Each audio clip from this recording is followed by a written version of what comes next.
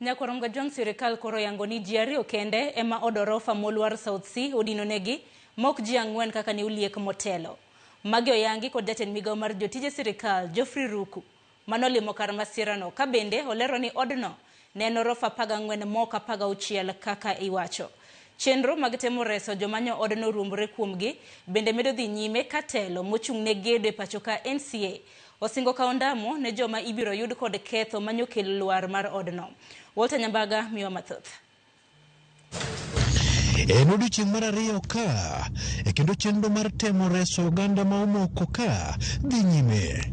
Tingni man kod leke ma ombedore temo thulo oko kor ot to kod weyni ka ikolo oko mar faro oko jok man lopo rafano oruombore ka gin eigi.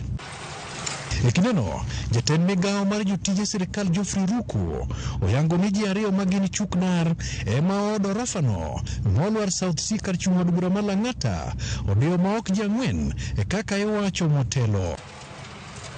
Ruku koni ma oyango bang' jolony chero wang' dede kendo chiwo lipot ma opuodhi. We have two individuals, guards, who are suspected to be trapped in this building. We reviewed the CCTVs of the two pedestrians, and it is confirmed from the CCTVs that they were not trapped in the building. Bende sirikal oyango ni orofano ne ochopo mana 14 kende ma ok 16 kaka ilieko kod jok ma hedo wach aheda ka ok oyanga diera. Maybe we are using different ones but meaning the same thing. 14 floors with the basement and ground floor. Oyango ni chenro mar reso jok manie bo odno dhi nyime ka gin kod geno mar reso chukdar manyo masira no juko. Serious loss has been incurred here. We are talking of two Kenyans who are trapped in this building. Families and friends are in agony. They can't sleep. They hear the machines moving right now and hoping that at least their families will be reached when they are safe. We can't talk about people being arrested right now. The investigations are still going on, and we have not even yet known what was the cause of the collapse. The first thing we've actually asked, and we are moving in probably from Monday to sit down with NCA and its team, a multi-agency team that will also include the county government, and also call in all the contractors around here so that we could even check the approvals. Magiti moreka chenro mar timo nonro dhi nyime to kod sekta duto kotelne kod famkich to kod apisas mag NCA ka sirikal oramo mar kawo okang' mar chik ne jok moyudi kod ketho.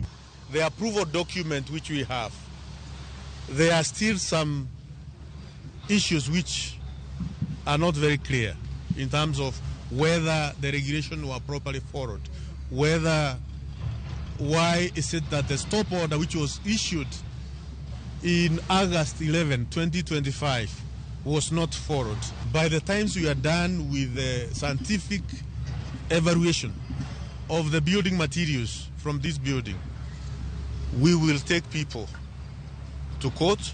There are people who are questioning about this and why, but we want to urge and ask NCA that even as this disaster, we continue with the rescues here, we must continue and check what is the state of other buildings around this place so that we avoid such disaster. Apisas mago mag NDMU kata National Disaster Management Unit bende ochopo kaendi karom gi mar neno ni gi temo duto maginyalo mar reso jogo ma pod omok e boye kae. And all the agencies are responsible for the rescue, and so far was make progress maber. One almost halfway wabro yudogi.